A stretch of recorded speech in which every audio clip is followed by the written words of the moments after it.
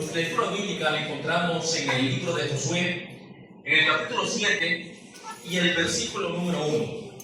Nos dice la palabra del Señor: pero los hijos de Israel cometieron una infidelidad en cuanto al anatema, porque Acán, hijo de Carmi, hijo de Sabdi, hijo de Sera, de la tribu de Judá, tomó algo del anatema, y la ira de Jehová se encendió contra los hijos de Israel. Les invito a que así como estamos, inclinemos nuestro rostro para tener una oración. Padre nuestro, gracias te damos porque nos permites abrir tu palabra. En esta hora pedimos que el Espíritu Santo sea el invitado especial y que al exponer la Sagrada Escritura, esta verdad pueda impactar nuestros corazones. Sí. Perdona nuestros pecados, en el nombre de Cristo Jesús lo pedimos. Amén. Durante años hubo una ciudad que se consideró impenetrable.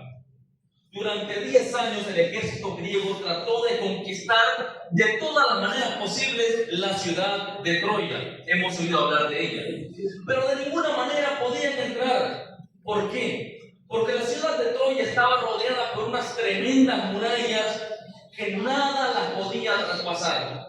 10 años tratando de conquistar con guerreros como, según la mitología decía, Odiseo, con el gran Aquiles. Sin embargo, el ejército griego no había podido penetrar aquella fortaleza.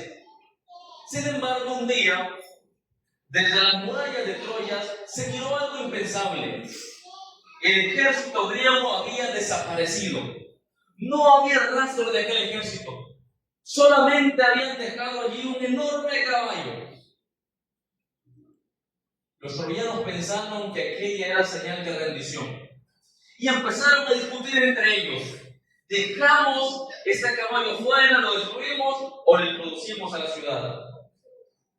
La decisión que tomaron fue abrir las puertas de la ciudad e introducir el caballo. Y durante la noche hubo una gran algarabía. Había fiesta, había bebida, había todo lo que nos podemos imaginar. Cuando la ciudad se fue a dormir, de aquel caballo empezaron a salir guerreros griegos. Y en silencio le quitaron la vida a los guardias de la puerta, la abrieron y el ejército griego entró con toda su fuerza.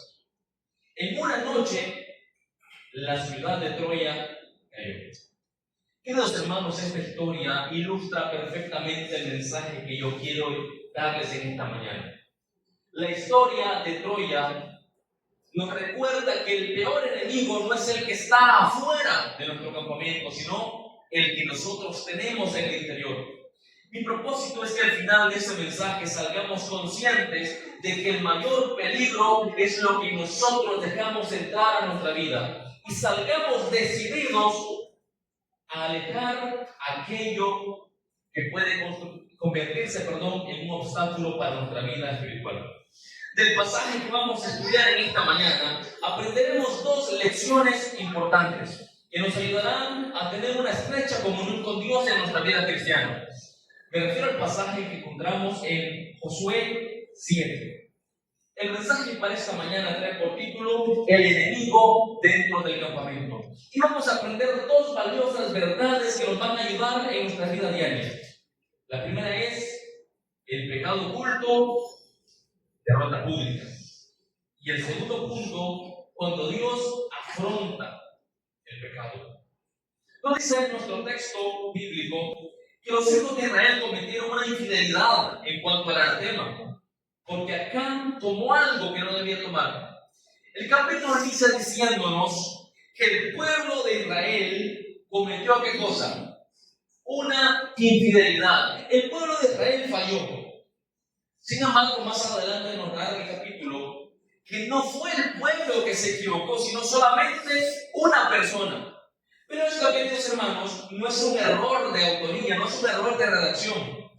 El pueblo de Israel no trabajaba como un hombre, trabajaba como una comunidad. Entonces, cuando uno fallaba, ¿quién fallaba? Todo el pueblo. El pecado de un solo hombre se le atribuye a todo el pueblo. Como cuando estamos enfermos de una muela. ¿Qué nos duele? ¿Solo la muela? o sentimos que nos duele la cabeza, que no podemos ni siquiera movernos por el dolor de una pieza. Precisamente así trabajaba el pueblo de Israel. El pecado y el error de un hombre se convertía en el pecado de todo el pueblo. Esa palabra, Israel cometió un pecado, refleja que el pueblo debía trabajar en unidad. Por eso, la falla de una sola persona contribuía y contaminaba la condición de todo el pueblo delante de Dios. ¿Y cuál fue el problema? ¿Cuál fue la prevaricación? ¿Cuál fue la infidelidad que cometió Israel? No dice que tomaron algo del anatema, de lo cual Dios había dicho que no podían tomar.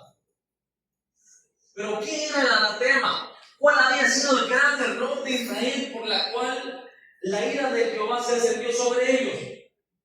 Si retrocedemos un capítulo antes, veremos la historia de cómo Israel conquista a la ciudad de Jericó. Y Dios mandó directamente a que no tomaran absolutamente nada. Siempre en las guerras es común que el victorioso, el ejército ganador, lleve el botín. Y eso se reparte entre todos los que participan de la guerra. Pero en esta oportunidad, Dios le manda a Josué que le diga al pueblo: no tomen nada. Todo será anatema. Anatema significa maldito. Todo será maldito. Y el que tome de eso, maldito, será también maldito. Entonces, la orden era clara: no tomen nada. Sin embargo, inicia la batalla. Las murallas de Jericó caen por el poder de Dios. El ejército israelita entra y empieza a desencadenarse aquella batalla tan atroz. Sin embargo, un hombre llamado Acán miró un manto babilónico, miró piezas de oro, miró piezas de plata y las tomó para sí. En ese contexto emprendemos el capítulo 7. Ya habían vencido al ejército más poderoso de los cananeos. Ahora tenían enfrente de ellos todo lo contrario. Tenían un ejército débil, militarmente hablando. Tenían una ciudad desprotegida. Tenían un ejército con pocas personas. ¿Y cómo creen que estaba el ánimo del pueblo después de haber vencido a Jericó? Estaba por completo eso. El texto nos dice, el versículo 2, que Josué envió unos hombres desde Jericó a Ai, que estaba junto a Bedabén, hacia el oriente de Betel, y les dijo: suban y reconozcan la tierra. Ellos subieron y reconocieron a Ai. Al volver dijeron a Josué: que nos suba todo el pueblo. 2,000 o 3,000 hombres tomarán Ai. No fatigues a todo el pueblo yendo allí, porque son pocos. El ánimo del pueblo estaba por las nubes, estaba muy alto. Después de haber vencido a la poderosa Jericó, Ai no representaba ningún peligro. Entonces emprenden el camino, emprenden el viaje para la ciudad de Ai. Y nos relata el versículo 4 que subieron allá del pueblo como 3,000, los cuales, ¿qué pasó, hermanos? Huyeron delante de Ai. Una derrota rotunda. Y es aquí donde el pueblo empieza a hacerse una pregunta: ¿por qué perdimos? ¿Será que Dios ya abandonó a Israel? ¿Qué pasará? Hizo Josué. Ahora todas las naciones vecinas se van a unir y van a venir a atacarnos porque perdimos contra ellos, un pueblo insignificante. Ahora somos la burla entre los pueblos cananeos. 36 hombres murieron. Quizá militarmente son bajas pocas, pero en el ámbito espiritual esto significó un duro golpe, porque la derrota no era simplemente para el pueblo de Israel, era para su Dios. Y nuevamente la pregunta, ¿por qué la derrota? Se preguntan los hijos de Israel. ¿Qué hicimos mal? Y podemos ver, hermanos, que un error desencadena en otro. La guerra de Jericó fue dirigida por Dios.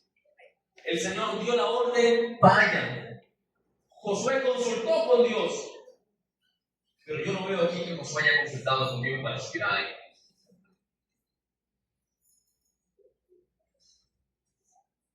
El pueblo de Israel cometió una infidelidad en cuanto al anatema. Tomaron lo que no debían. Tomaron ganancias de una batalla que Dios no lo había ordenado.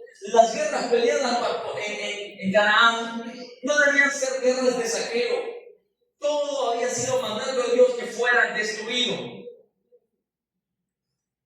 La consecuencia de un pequeño acto en lo privado desencadenó una derrota en lo público. El error de un hombre llevó a la muerte de 36 personas. Y algo más. La derrota en Ai demostró que el poderío de Israel no estaba en su ejército, no estaba en sus generales, no estaba en la estrategia que utilizaban en la batalla. Lo que sí agrada a Israel era la conducción de Dios. Y en esta batalla no había estado con ellos. 36 hombres mueren y regresan derrotados al campamento. La derrota no fue casual, sino el resultado directo de la ruptura del pacto que habían hecho con Dios. En el libro Testimonios para la Iglesia, tomo 4, página 575, leemos: cada miembro debe comprender que sus acciones personales, ya sean correctas o incorrectas, influyen directamente en el bienestar de las instituciones y del pueblo que Dios ha establecido. Muchas veces, queridos hermanos, pensamos que lo que nosotros hacemos en secreto no afecta al pueblo de Dios.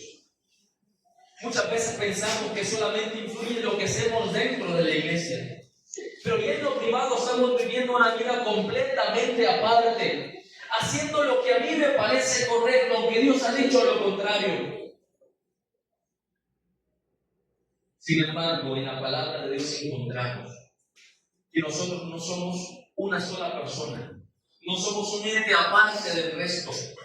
Lo que yo haga afecta para bien o para mal al pueblo de Dios. Un vaso de agua pura se contamina con una sola gota de tinta. Nadie va a tomar un vaso que tenga esa sustancia. Así como acá, queridos hermanos, ocultó el pecado, hoy nuestras acciones pueden impactar negativamente a nuestra familia. Puede afectar a los miembros de la iglesia. Pueden afectar a nuestros compañeros de trabajo. Israel sufrió una derrota no por fuerza humana, sino por la ausencia de Dios en batalla. La desobediencia o la falta de integridad que tengamos como individuos pueden obstaculizar las bendiciones que Dios tiene para su pueblo. Ese es el testimonio. Aunque hagamos las cosas ocultas, aunque creamos que nadie nos ve, de Dios no nos escuchamos.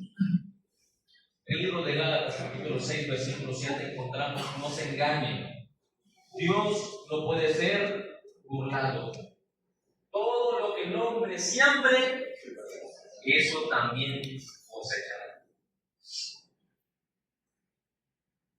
Que nuestra fidelidad, queridos hermanos, no sea solamente por nosotros mismos, sino que sea para fortalecer el testimonio de nuestros hermanos y de nuestra congregación.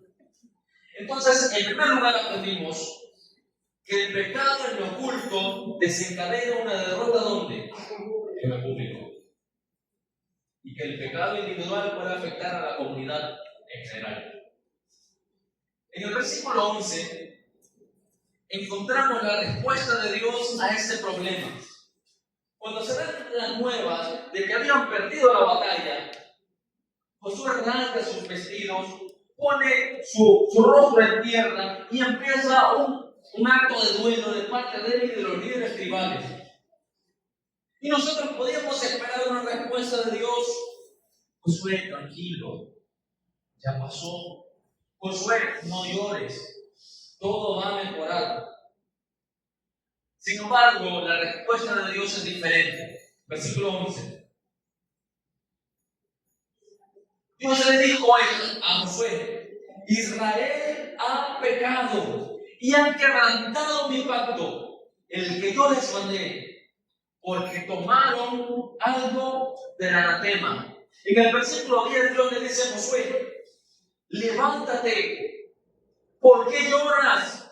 ¿Por qué postras así tu rostro? Después del duelo, después de hacerse la pregunta, ¿por qué Dios nos abandonó? ¿Qué será ahora de nosotros? Dios responde: ustedes han pecado.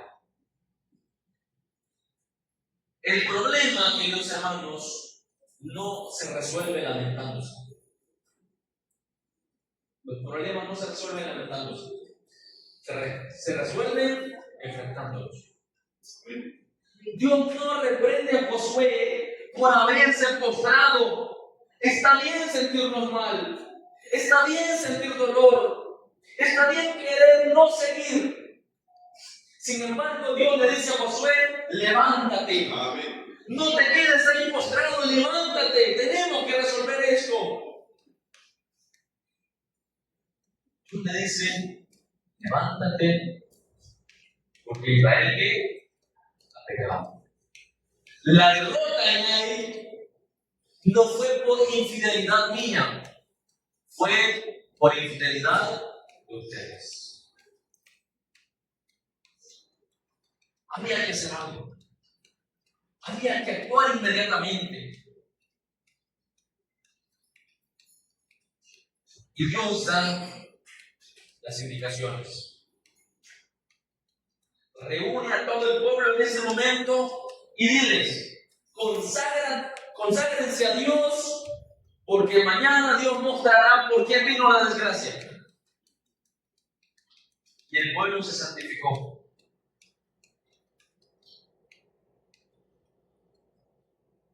Y ahí empieza el proceso. Primero vamos a echar suertes para ver de las 12 tribus cuál sale seleccionado. Luego de seleccionar la tribu, vamos a elegir el clan. Luego del clan, vamos a ver de qué familia. Y por último, quién es la persona por la cual vino esta desgracia. Era un proceso gradual que iba a desencadenar en ver quién era el culpable de aquel mal. Se presenta todo el pueblo delante de Dios y sale seleccionada la tribu de Judá, la principal de las tribus. Luego se selecciona el clan y sale Carmi. Luego la familia de sangre. Y por último, el nombre del culpable. ¿Y en qué consistió el pecado de Acán? En el versículo 20, Acán responde: verdaderamente, dice Acán, yo he pecado contra Jehová, el Dios de Israel. He hecho esto y esto. Pues vi entre los despojos de un manto babilónico muy bueno, 200 ciclos de plata y un lingote de oro de 50 lo cual codicié y tomé. Ahora está escondido bajo tierra en medio de mi tienda, y el dinero está debajo. ¿Cómo inicia respondiendo acá? En verdad, yo he pecado. ¿A qué denota esto, hermanos? ¿Cómo creen que se sintió acá cuando dijo yo he pecado? ¿Creen ustedes que fue arrepentimiento que sintió él? Josué, yo pequé, de verdad yo reconozco que pequé. Pero ¿cuántas oportunidades tuvo antes de arrepentirse? Empezando desde que Dios dice que se santifique. ¿Pudo allí decir yo fui el culpable de esa desgracia? Pero no lo hizo. Luego cuando se eligió la tribu, pudo ahí acá arrepentirse y confesar, pero no lo hizo. Y cuando se eligió el clan, cayó. Y cuando se eligió la familia, se hizo, nosotros decimos en Honduras, el de apeso. No es conmigo esto. Y por último confiesa cuando ya no tiene otra escapatoria. Pero me llama la atención la secuencia del pecado. Dice esto y esto. Y empieza diciendo, porque vi entre los despojos un manto babilónico muy bueno. ¿Y luego qué hizo? Lo codicié. Luego lo tomé. ¿Y luego qué cosa? Lo escondí. Vemos que el pecado es un proceso. Lo mira, qué bonito. Luego lo codicia. ¿Cómo me quedaría con ese manto? ¿Cómo me miraría? ¿Y qué podía comprar con todo ese dinero, con toda esa plata, con todo ese oro? Y luego lo toma. Y por último lo esconde. ¿Le resulta familiar esta historia, hermanos? Y Eva miró que el árbol era como codiciable para alcanzar el conocimiento. ¿Cómo empezó el pecado? Mirando. Y luego viene la codicia. ¿Qué sabrá este fruto? ¿Será verdad que me puede hacer igual a Dios? Y luego, ¿qué hizo Eva? Lo tomó, comió y lo dio a su esposo. Y por último, cuando vino Dios, ¿qué hicieron? Se escondieron. Cuando llega un pecado, queridos hermanos, a nuestra vida, no es de la noche a la mañana. Cuando descubrimos que un hermano falló, no es por un momento de debilidad, porque el pecado viene en cadena.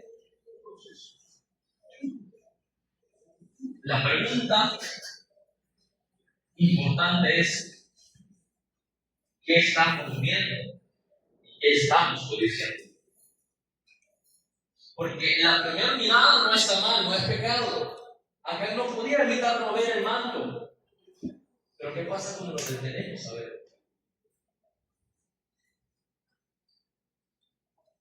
El problema del anatema también, queridos hermanos, era que la persona que lo tomaba también se convertía en maldito. Y podríamos decir que dura la respuesta de Dios, que todo el pueblo sufría la derrota solamente por acá.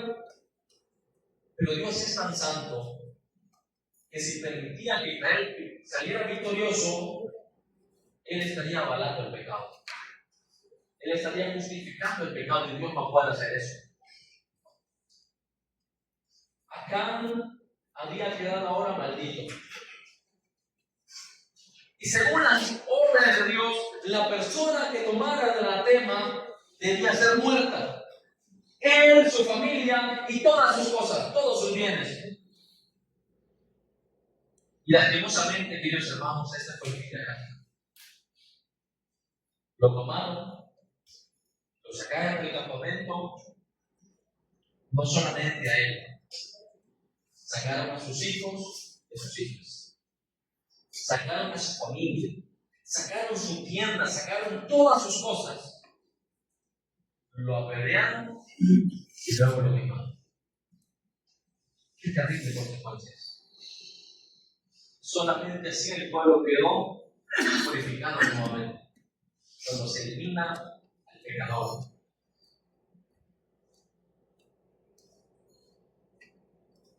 Luego del orgullo que vimos en la lección de esta mañana, siento que el pecado más grande es la codicia. Porque de él viene todo el pecado. En el libro Patriarcas y Profetas, páginas 530, leemos: la codicia es un mal que se desarrolla gradualmente. Acá albergó avaricia en su corazón, hasta que ella se hizo hábito en él y le ató con cadenas casi imposibles de romper. El pecado embotó su percepción y cuando le sobrevino la tentación, cayó fácilmente. Creo que esa es la misma noticia en los incendios forestales que han habido últimamente. Enormes. ¿Pero creen que hicieron así? ¿O con una pequeña chispa que no se pudo controlar? Así es el pecado. Si no controlamos la chispa cuando está aún pequeña, las consecuencias son letales. El pecado inicia por la vista y debemos cuidar las avenidas del alma. Debemos tener cuidado con lo que estamos viendo en lo privado que nos aleja de Dios. Luego la codicia. ¿Qué estamos codiciando? ¿Vieron el nuevo carro que se compró la hermana? Está bonito, ¿verdad? Está bonito el color. ¿Cómo me gustaría andar manejando en ese vehículo? ¿Ya vieron la nueva casa que hizo mi amiga? Si yo tuviera una casa de esta. ¿O ya vieron el nuevo empleo que consiguió mi compañero? Yo quiero un trabajo así también. Estamos codiciando y es el 10º mandamiento. Es el más olvidado, no codiciar. Luego Acán pensó que podía ocultar su pecado. Pero queridos hermanos, entre el cielo y la tierra no hay nada oculto. Tarde o temprano van a salir a la luz. ¿Qué cosas estamos ocultando para que los hermanos no nos vean? Para que el pastor no lo vea. Para que el anciano no lo descubra. En realidad estamos escondiéndonos de los hombres, pero no podemos escondernos de la presencia de Dios.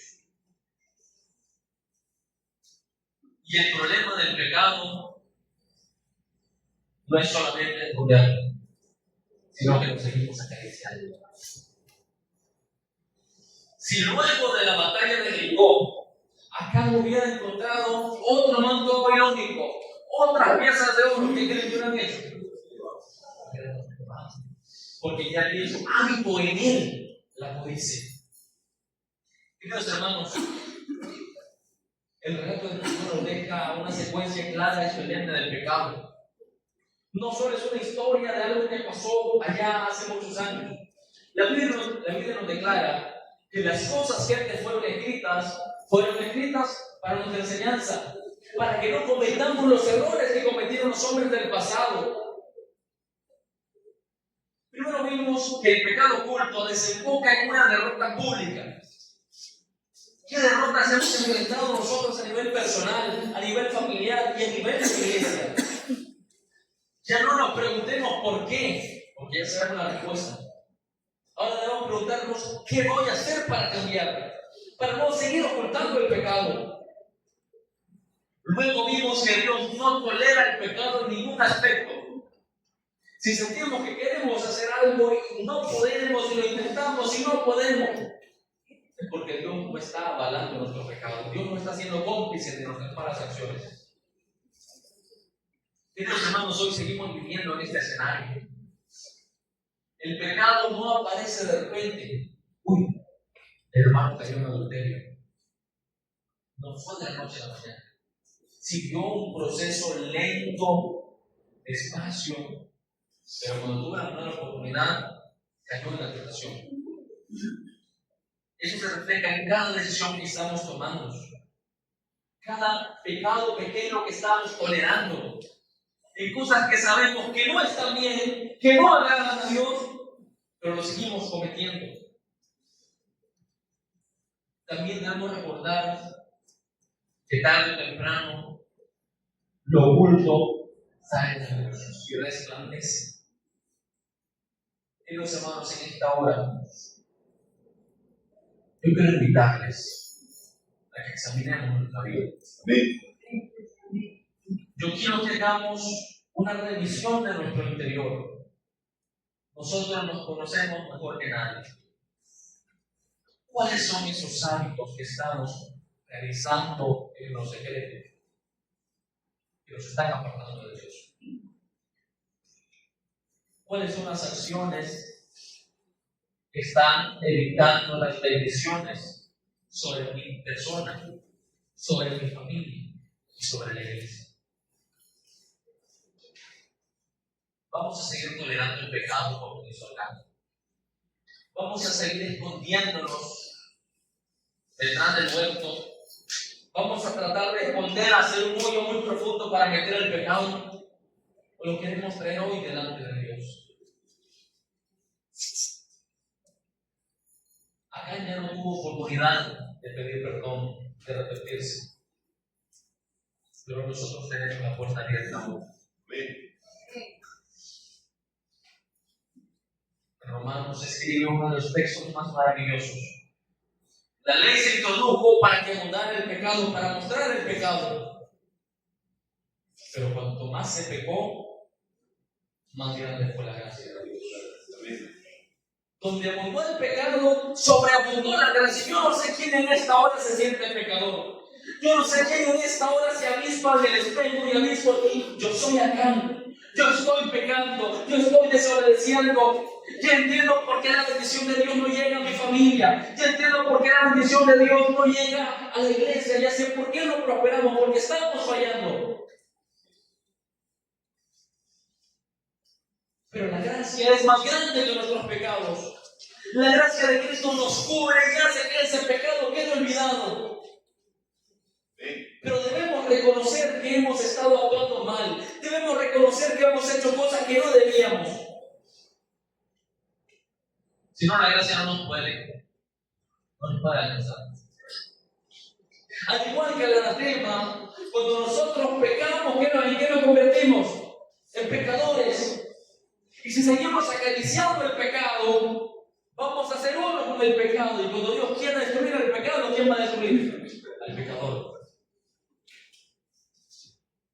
Yo en esta mañana quiero invitarte a que reconozcas en lo privado aquello que te está alejando de Dios. Aquello que por tanto tiempo has estado acariciando y tú sabes que está mal. Queridos hermanos, en esta hora la gracia sigue abierta. Jesús sigue extendiendo las manos de amor para cada uno de nosotros y nos quiere recibir con un abrazo. Amén. Él está dispuesto a perdonarnos, pero nosotros estamos dispuestos a dejar el pecado. La pregunta importante no es, perdón, si Dios me recibe, sino estoy dispuesto a ir a Él. La historia de Acán terminó en una tragedia, no solamente para él. Sus hijas murieron. Jóvenes con futuro, yo me imagino. Sus hijos murieron. Hombres brillantes en el campo de batalla murieron por el pecado de quién? De uno. Sus animales, ¿qué culpa tenían? Murieron.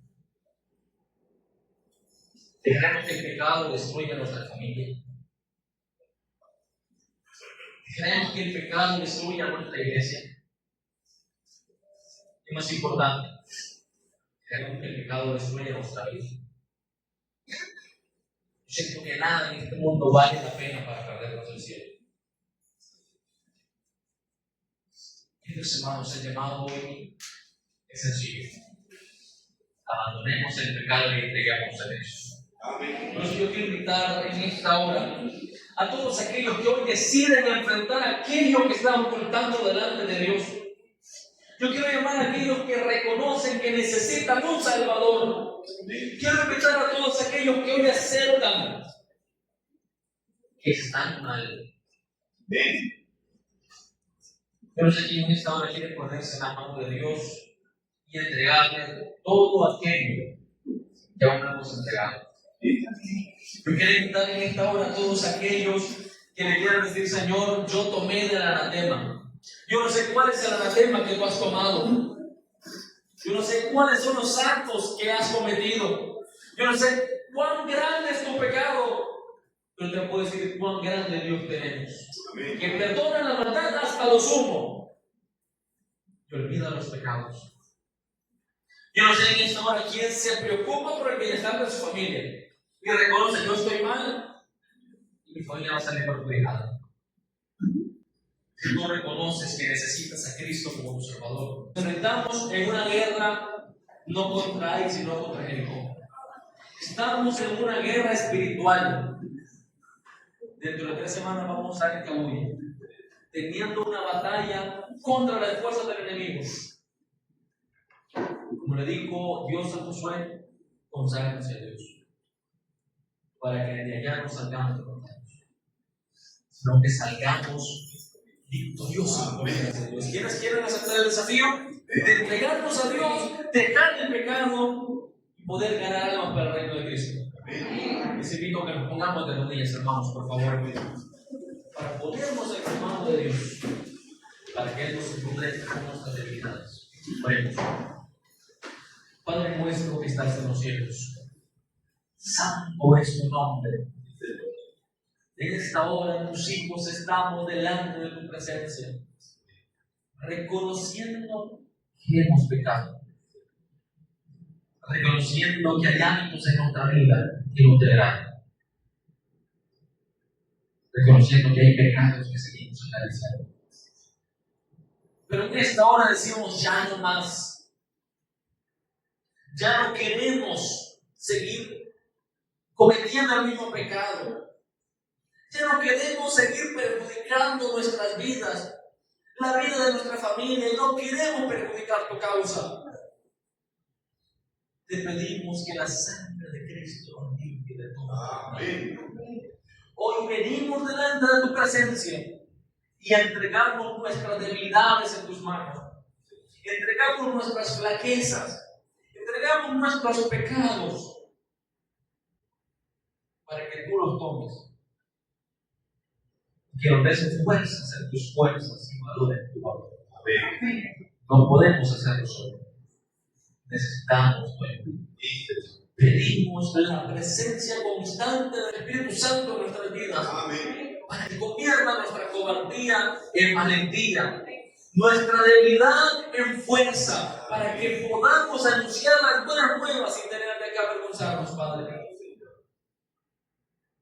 Pongo a tu iglesia en tus manos. Tú nos ayudes a cada día a compartir con las personas del mensaje de tu Salvador crucificado, resucitado y pronto venir a buscarnos. Perdona nuestros pecados y bendícenos durante este día y el resto de nuestras vidas. En el nombre de Jesús. Amén.